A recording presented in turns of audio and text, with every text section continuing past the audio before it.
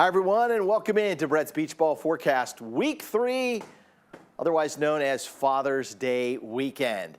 It is going to be I think it's a nice weekend at the beaches for the Texas beaches. If you were taking a longer trip over to Gulf Shores or over to Destin, it might be a little dicier.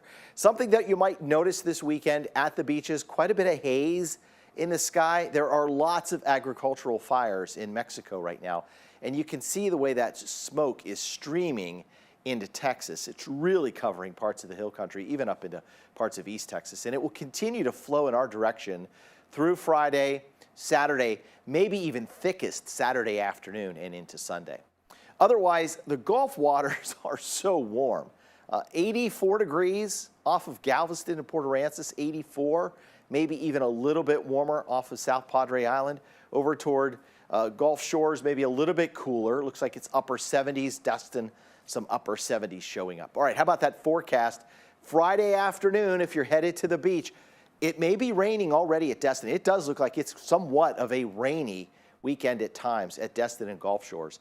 Hopefully, most of that can fall at night, but I'm a little concerned that in the afternoon or late morning, for instance, at Gulf Shores Saturday, it's raining, it's thundery, it's storming into Destin, and it looks like it could be a rainy day along the beaches in parts of the upper Mississippi, or I should say the upper Gulf Coast, along parts of southern Mississippi and the Florida Panhandle. Meantime, in Texas, though, it's quiet, except for isolated thunderstorms around Galveston from time to time.